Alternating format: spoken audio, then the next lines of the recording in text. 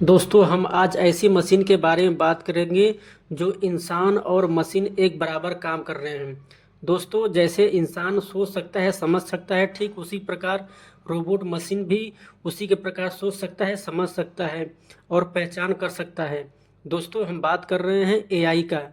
AI tools जो है दोस्तों कि आज के युग में अपना परचम लहराया है।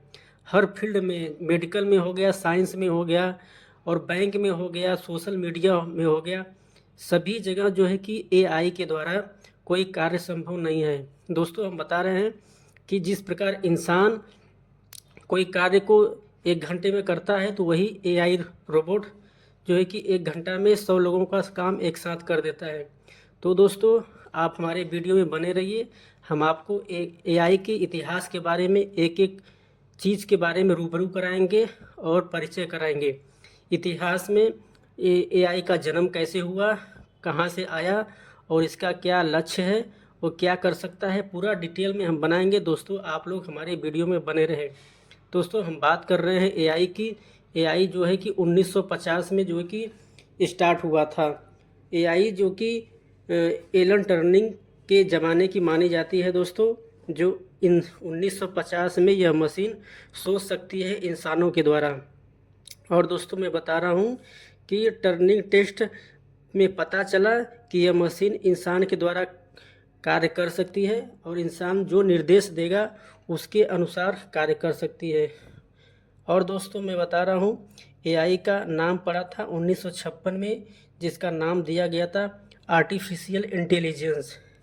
दोस्तों यह नाम बहुत बड़ा था, बहुत कारनामा था, जो कि जोहरन मैकथली ने एआई का एक अलग फील्ड बनाया था। यहीं से एआई का जन्म हुआ दोस्तों। और इसकी शुरुआत, सफलता और असफलता जो कि 1960 से 1970 के बीच चला। दोस्तों एआई जो है कि उस ज़माने में 1960 और 1970 के समय में यह एक छोटा कार्य कर रहा था। जैसे कि कंप्यूटर में गेम खेलना हो गया और छोटा कोई काम करना हो गया और कोई मनोरंजन का छोटा वीडियो गेम जैसे कर सकता था। और इसका बहुत बड़ा विकसित टेक्नोलॉजी नहीं हुआ था, जबकि उस ज़माने में कोई इंटरनेट नहीं था, इसका कोई डाटा नहीं था, जिससे कि उसका वह कमज़ोर दौर चल रहा था।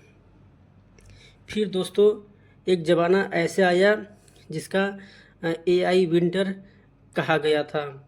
उस ज़माने में दोस्तों कुछ विकास हुआ एआई के बारे में।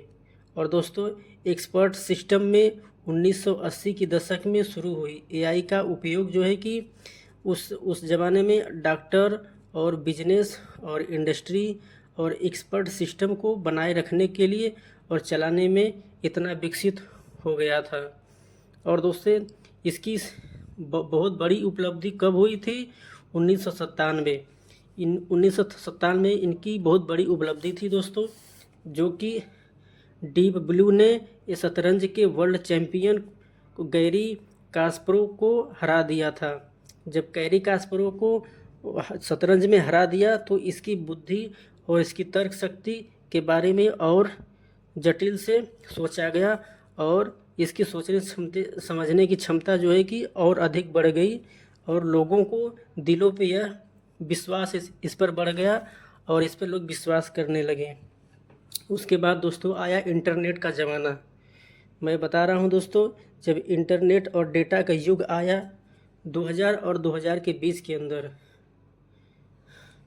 और इंटरनेट और बड़े से बड़े डाटा जो है कि इसकी वजह से एआई तेज़ी से विकसित होना स्टार्ट हो गया। और जब मशीन डेटा को एनालिसिस करने लगा और समझने लगा, गलत सही को समझने लगा, और तभी इंसानों के से ज़्यादा कार्य करने लगा और इंसानों पर अपना विश्वास बनाए रखने लगा। आधुनिक एआई जो है कि 2010 से स्टार्ट हुआ, आज तक चल रहा है दोस्तों, जो कि सीरिया और एलेक्सा और आज की बड़ी बड़ी मशीनों में काम कर रहा है और लोगों की चेहरा पहचान सकता है। और दोस्तों यहाँ तक कि बड़ी बड़ी गाड़ियाँ भी चला सकता है बिना मानव के द्वारा। और दोस्तों बैंक और मोबाइल और सभी सोशल मीडिया में यह अपना परचम फहराया है। इसके द्वारा कोई कार्य अब करना असंभव हो गया है। जो इंसान 1 मिनट में कोई कार्य कर सकता है तो यह सेकंड मिनट में कार्य को कंप्लीट कर देता है।